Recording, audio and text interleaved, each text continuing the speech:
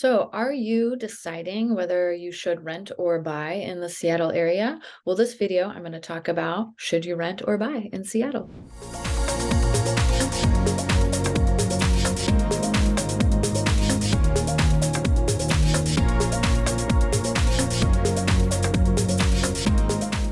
Hey everybody, this is Tova Williamson. I am a local real estate agent here in the Seattle area.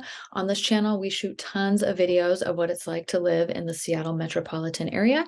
So if those are videos you want more of, go ahead and hit that subscribe button and click that little bell so that you'll be notified every time a new video comes on. So we honestly get reach outs every day from people that are moving and relocating to the area, and we absolutely love hearing from you guys and we love helping you.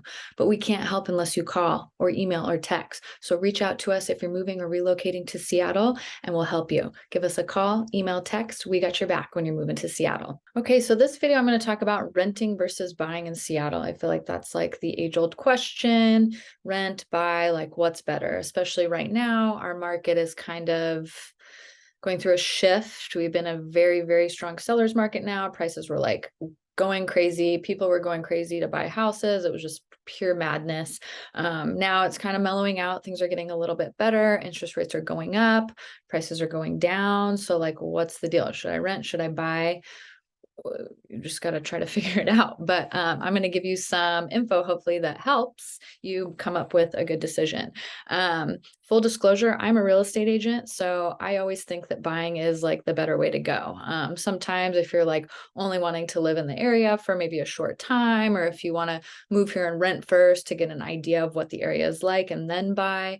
But I just always think over time that purchasing a home, it's an investment, and usually in the long run, over 5 to 7 years, it's going to be a good investment. If you're wanting to purchase more in the short term and hoping to get like a gain maybe in the next year or two, I don't know if that's the best choice. That's a little riskier. But if you're wanting to buy and live in it for, at least 5 to 7 years, then I'd say buying is definitely a better investment because you have an asset that's appreciating over time usually. Renting versus buying, I mean, in Seattle right now for August of 2022, the median home price for single family homes in Seattle was $907,000. So it's definitely down even from July. We've seen prices dropping a bit from like March and April this year, which also isn't uncommon just for seasonality things, but interest rates going up has definitely played a part in the dropping prices. We are still up year over year though. Last year, August of 2021, the median price was $865.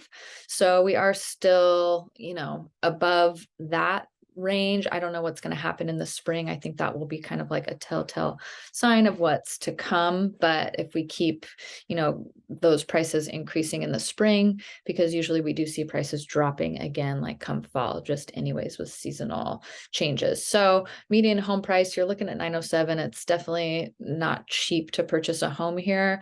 But the median rent in Seattle is about $2,300, and that's for an apartment. And that's about a, 691 square foot apartment. So that's definitely not like cheap either. If you want to rent a single family home in Seattle, you're probably looking like upwards of $3,000. And it just depends on the neighborhood too. If you're in a really desirable area, it's going to be even more. So that's something too. If you're comparing the two, it's like to look at like renting versus buying, like what is your monthly payment rent? It's like, well, if that's going to be about the same as like a house that you would buy, then it might make more sense to just buy something, and then you have an actual like asset and something that you own that will ideally increase in value. So just kind of rent versus buy scenarios here. They say kind of like 3 years is like the safe time to stay for buying, where you'll see a return. Again, like I said, if you're thinking you're only going to live here like 1 or 2 years, then renting might make more sense. It's just a little riskier to try to get like a return on your home purchase after like a year or two, especially with like the cost to sell and paying all the closing costs when you sell.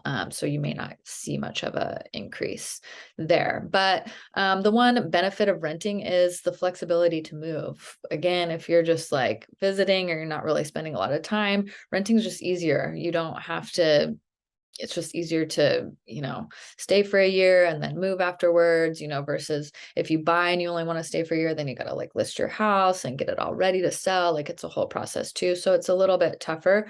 So if you're just more of like a free bird and you just want to fly and you don't want to like commit to anything, then definitely renting's probably going to be like your best bet. But if you're looking for more of like a sense of stability, maybe building community and become invested in an area, then buying is going to be the way to go for you. Another benefit I'd say of renting versus buying is the landlord covers your repairs. I mean, if anything breaks down and you're renting, you just call the landlord, and hopefully they're like a good landlord and not like a slumlord, and they'll come out and fix it in hopefully a reasonable amount of time. When you own, something breaks, like that's on you. You got to fix it. It's or live with it. So that's kind of a bummer. Definitely when you're like buying a home, make sure that you have like extra money budgeted for repairs for anything, because it's always like, that's the joke. It's like always like right after you close is when like the washing machine stops working or something happens, So, definitely, having landlord taking care of some of that stuff is a benefit, especially if you don't have a lot of cash, or you just like don't want to deal with any of that. If you're busy, maybe you travel a lot for work, you're like, I don't have time to like fix up a house or something. So that's the benefit there with landlords covering your repairs. Sometimes, I mean, I remember that when I was a renter, it's like some little thing would break and then they'd be like, oh, somebody will be out in like 2 weeks to fix it. And you're just like kind of annoyed because you're like, well, if I just lived here, I would just have like fixed it already. So sometimes that's annoying, just like the speed at which things get fixed. It just depends on your landlord too. But sometimes they might just do like the cheapest repair possible because they don't care. It's just like a band-aid. Like, let's just make this fix until the next tenant that comes in or something. So, it's kind of like that. You have a little bit more control over your home and what you're doing with your home versus like the landlord just may not care as much. So again, kind of the weight of like what's better. But say one of the cons of renting is your rent can go up after your lease ends, or if your landlord could decide to sell their house or decide to move into it. So it's not as stable always as sometimes owning a home.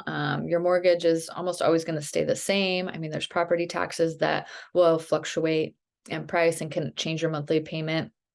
That only happens if your assessed value goes up, and we're seeing that now more actually with assessed values going up and property taxes going up, but it's still not typically as much as like a rent increase. Like some of those you see, like there's like hundreds of thousands of dollars, or not hundreds of thousands, but hundreds of dollars that your rent can go up. So Seattle has no rent control either. So there's no like cap or limit on how much rent like landlords can raise the rent. They have to give you like advance notice, I think like 2 or 3 months to tell you that a rent hike is coming, but there's no cap. So they can just like jack it up. Like if rents start going up, they can just like jack up your rent prices to try to get you to move out. So then the next people that come in, they can like raise it even more. So, I mean, you see that happening in the area. And right now, I mean, there's no like protections for tenants really as far as rent increase like caps or anything. So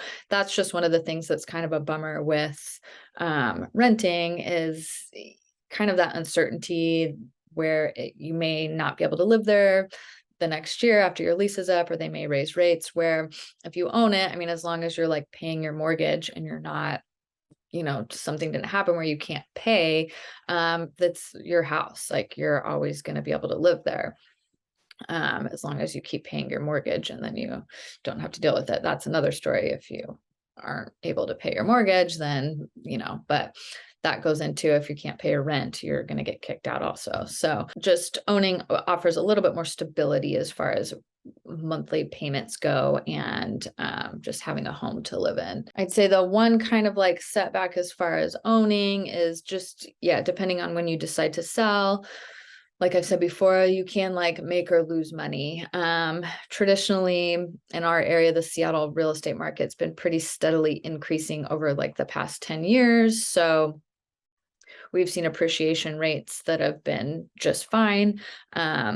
So you should usually be just fine as far as if you're wanting to buy or sell during a time. But they can, sometimes there are down slumps and things happen and the market goes down from when you bought it. And then if you want to sell and you can't make it up, that can be a problem. But typically, usually over time, long term, you can usually get a return on your investment. If you're wanting to fix and flip homes or things like that, it's a little bit riskier. But generally, over time, purchasing a home is going to be a better investment for you. So those are kind of some of the pros and cons. Hopefully that was helpful. I think renting is not a bad thing for sure. It definitely fits some people's lifestyles better, especially if you just don't want that commitment, if you're not going to live here for long, or you're just kind of wanting to like dabble and see the neighborhoods. Renting definitely has its benefits, but I think long term, over time, if you're looking to like set down roots, get an investment that's typically safe over time, purchasing a home is a really great way to do that, because you always have to have a place to live. So you're either going to be renting or buying. So you might as well buy if all things are equal, I think. So hopefully that was helpful on renting versus buying. So moving to a new area can be really tough, especially if you don't know the specifics of the neighborhoods in the area, but that's what we're here for. We're here to help. If you're relocating or moving to Seattle, give us a call, email, text. We got your back when moving to Seattle.